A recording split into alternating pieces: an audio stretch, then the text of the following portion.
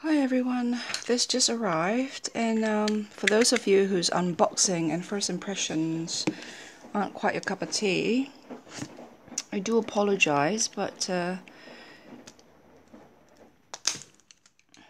know I don't owe anybody an apology, but I do feel like I owe you more. But these days,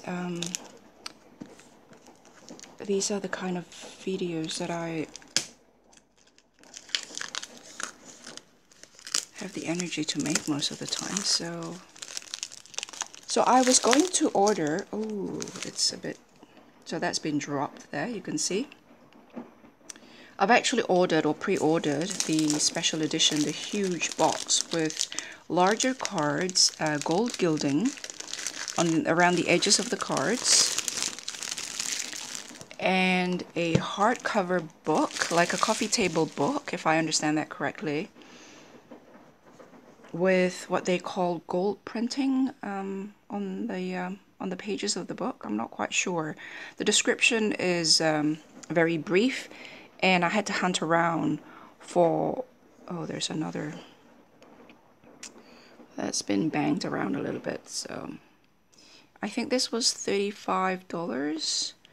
I quite like Los Scarabeo's new boxes here. They're really, again, that edge has been knocked. You can see there, it's been bumped. I quite like these boxes because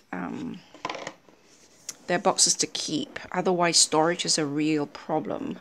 And I think we've gone past tarot cards as playing cards, haven't we? I mean, if you look at Italian tarot cards produced in Italy in the 70s and 80s, Il Meneghello or Osvaldo Menegazzi's first deck ever, and it's packaged beautifully, and this was from the 70s. And you look at Los Scarabeo's 1980s Crystal Tarot Majors Only, their original Majors Only before they expanded on it.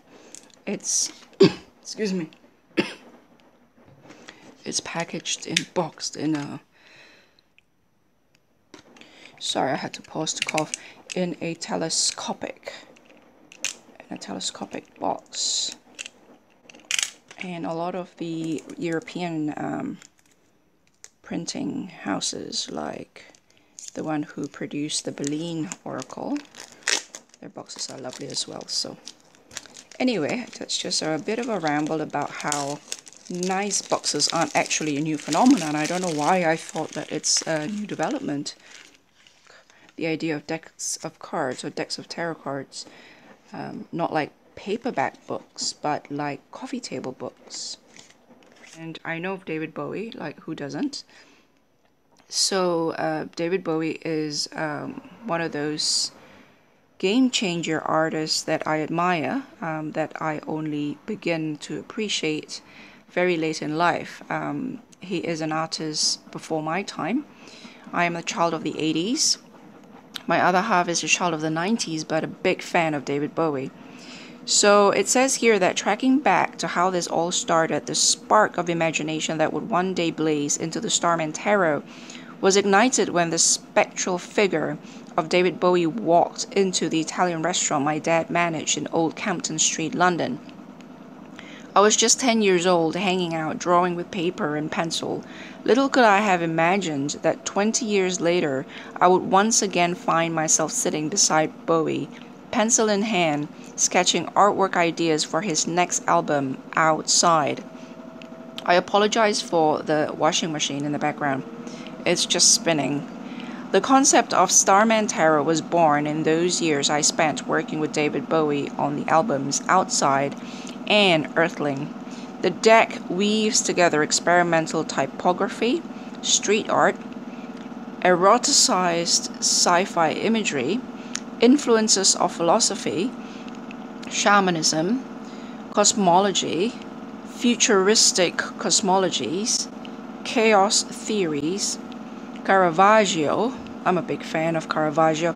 He is one of the most important Renaissance, post-Renaissance artists in the 1500s, 1600s. There's this one painting of his where I think it was Thomas, doubting Thomas, showing somebody, or Jesus showing doubting Thomas the hole in the hand. That stayed with me, that painting.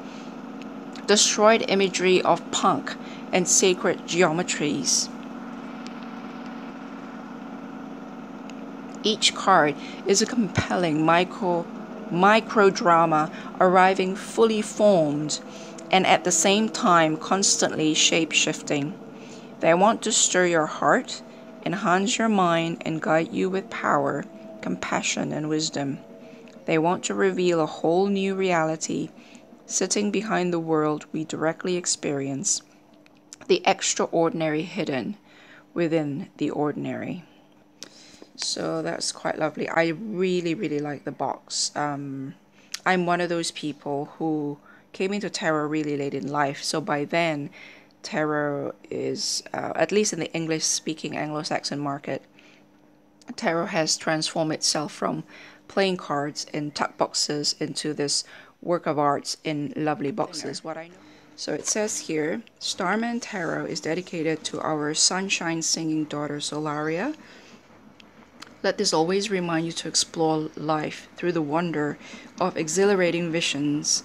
They will reveal what is normally hidden, make you do things that seem impossible, and transform you onto someone who can bring magic to life in this world. Davide and Esther. And then it has, there are several amazing people that deserve a special mention. Although I have written this book with my wife Esther, her contribution to Starman Tarot goes way beyond this. As a fellow artist and daring explorer of life, she has held a vital space for me to question deeply and bring every ounce of creative possibility into clear vision. I would like to express my vast gratitude to my uncle David Jones, who took me to my first art exhibition and lit a spark in my heart that came to burn as a white-hot creative flame. I would like to thank my brother-in-law, John Bramble, for his support all the way through this process. I would also like to thank Eric C. Dunn for his role in Starman Tarot arriving at the door of Lo Scarabeo, and for his tarot decks that served as an ongoing inspiration. There you go, that explains that resemblance. I would like to thank everyone at Lo Scarabeo for their phenomenal dedication, integrity, heart, and vision in bringing Starman Tarot to life in all its vivid glory.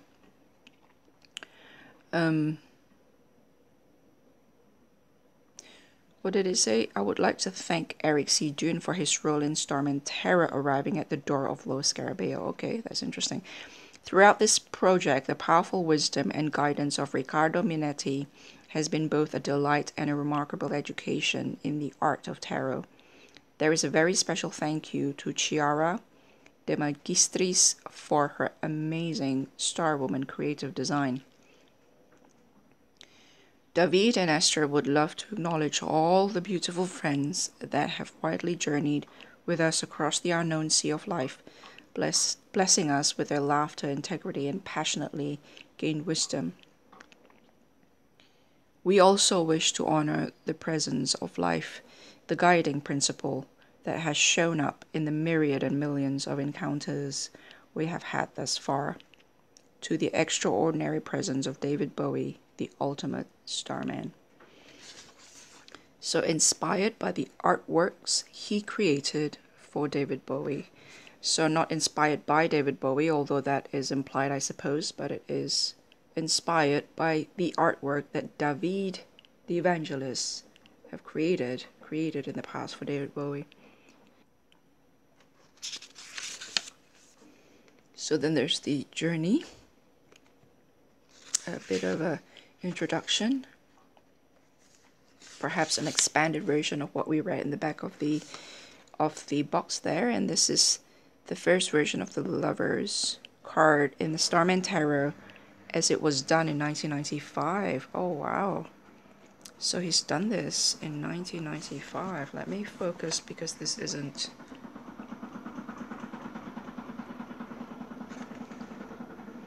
And then this is, somebody mentioned this to me, this is the Kintsugi pottery, the art of repairing broken pottery with gold, silver, and platinum. I think Bobby mentioned this to me once. Kintsugi. So this interesting there. So he talks a bit about his working with Bowie on the albums of called Outside and another album called Earthling. And this image here is called the Alien Calligraphy as it appears in the deck and on the back side of the cards. So that's interesting.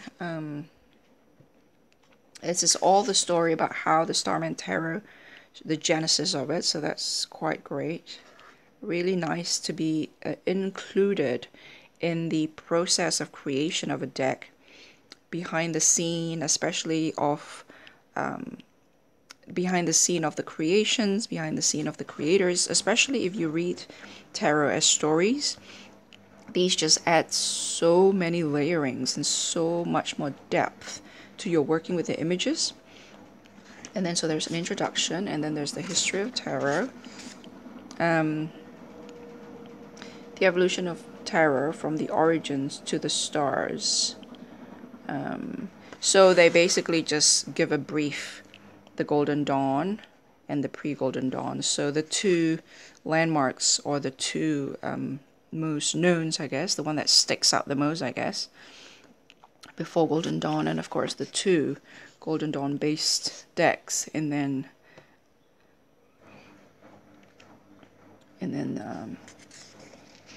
somebody commented that that's a bit presumptuous, but I understand where they're trying to, you know, what they're getting at, because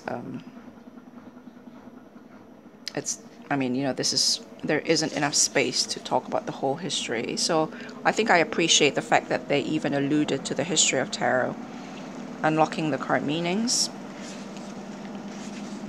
And then there is the I laugh at the game of life, Sacred Clown. I quite like that the pictures aren't the whole card. So let's have a look at this one here, for instance.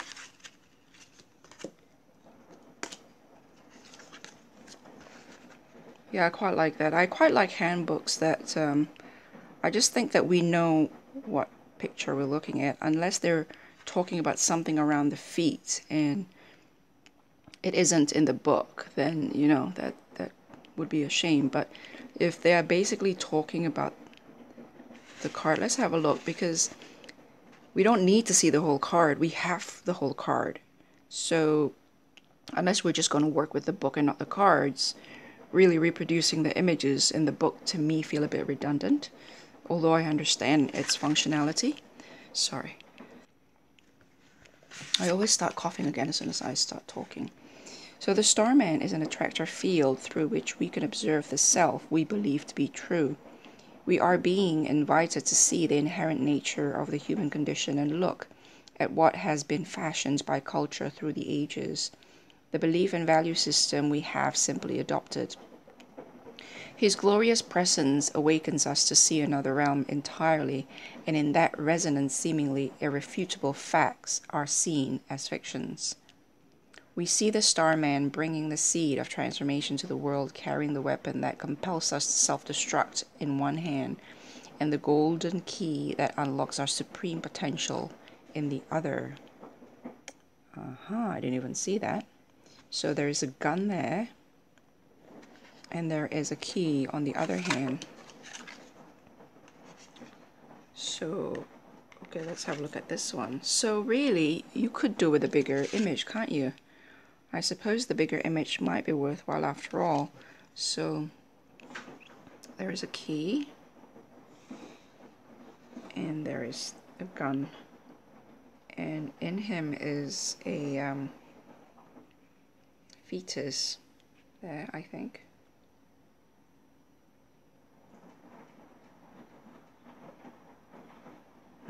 This is very fascinating indeed. Focus. A palpable sensation of creative potency hangs in the air, a hidden potential demanding to be realized. The dissolving of the Starman's solid form into the golden pool of liquid light, the sheer willingness to melt himself down, to be reborn as something fresh, something new, but contains all of the elements woven from the past, is a powerful metaphor. We too can place the personality and the various jaded facets of ourselves into the flame of the creative fire to be reconfigured in ever more liberating, expressive, and complex ways. We must throw ourselves into the white-hot flames, and despite this heat and sheer intensity, know that we can never disappear. To boldly confront the fear of destroying that which we cherish, something complete and comfortable with great intrinsic value, and yet be contagious and break it down. To trust the Starman as he propels us towards the possibility of discovering what we didn't know that we didn't know, revealing the raw components of life with all of the thoughts, frailties, passions, and anxieties, which can now be transformed and recombined into something powerful, impactful, extraordinary. He knows power does not come from him, but through him, and he wields it with absolute integrity, creating something magical out of nothing. The Starman offers us elixir, a constant visual theme and quest in my work with Bowie.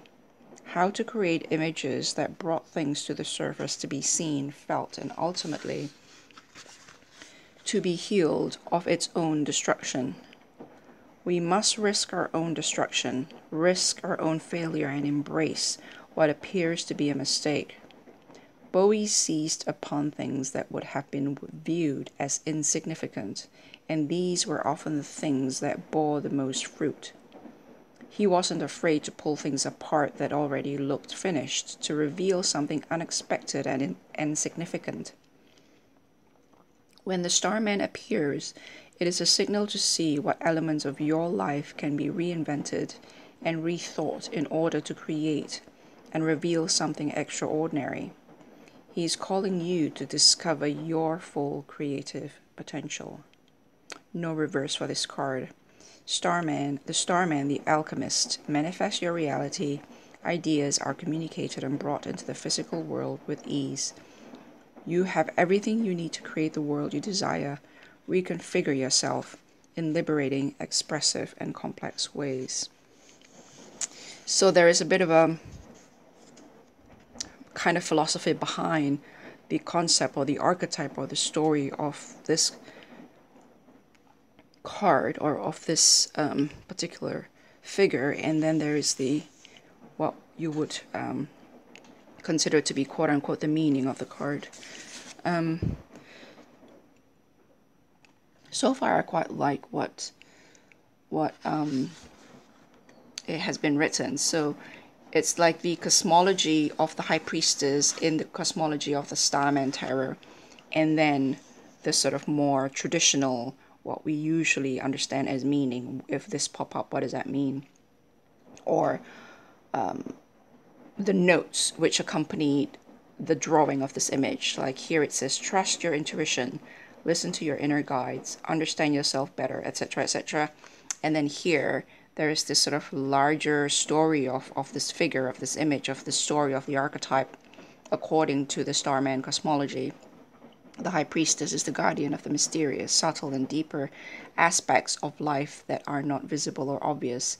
She has command of the esoteric knowledge and sacred wisdom that are part of the collective unconscious, items we are unaware of even exist, etc., etc. So it goes on. Now, if you look at the images here, you can see why larger imageries perhaps is a good thing. Let's put this aside. So that's a cover promotional and cover. And there's a cover promotional. Put that aside. So let's take a look at the magician here. And then let's take a look at this very large magician there. Look at the heart. Look at the chest.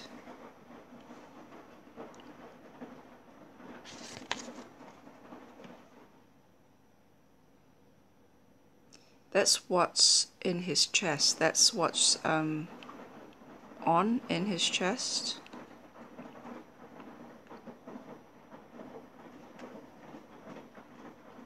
And look at what's in here. And look at all the sacred geometries there on the face there, and up the head there, and out here,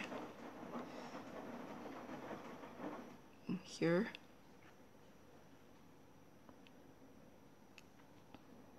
All these lines here. So here you can't really see because it's small. So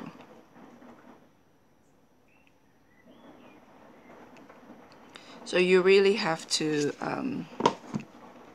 get a magnifying glass and really just hone in on it and just stare at it. There's a lot of stuff going on just in the one card. I personally probably am unlikely to use this for large spreads because I just don't think, I think you lose a lot of things that you could contemplate with if you have too many all at once in front of you. And look at this, look at the fetus there, the seed, the human seed.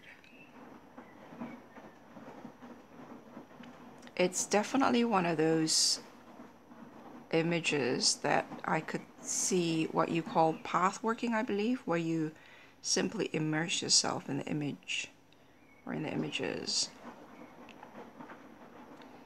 And so that's, let's get closer. So I suppose if you get really close you could see the lines, but you could imagine, you could appreciate how a much larger artwork with just, but you can see that if this is an optimum scale or an optimum size, this magician card would be as big as a poster. So I think it would be so magical if you have a temple of the Starman. If you imagine a Starman temple somewhere where each of these images are as big as a human person, or this big or even larger, like a banner, and then you simply sit in meditation in front of each and then move on to the next one as you're ready. That would perhaps be a more magical experience than using these images to read, quote unquote, to read with in these cards. But so this size a card is just not practical because that's huge, like, you know. So I'll put this aside here. The cardstock's glossy. I've seen better cardstocks from Los Scarabeo, I believe. So this is more on the glossy side. Yeah, and the cardstock is average, like many have said. It's feels quite hollow, so it's really light. The one card's really, really light. The whole deck is quite light. So that's the cardstock. And there's a few flip through of it. I will put a link down below, so I won't do it, but I'll just do a quick scan for you.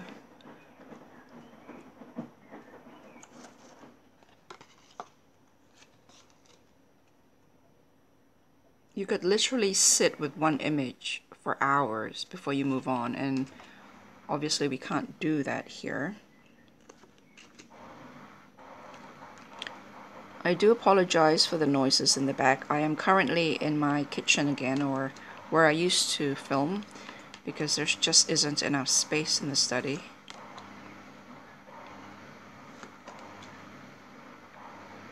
So I did wonder about whether David Bowie's estate has anything to do with it, but this is inspired by artwork that Davide Angelis did for Bowie. So in that sense, I gather that the artwork is entirely his own. So, and although a lot of the images here remind us of Bowie or one of Bowie's stage persona, you can't really argue that that is his face, for example. It resembles what we know of Bowie, but I don't know if that's him. So in that sense.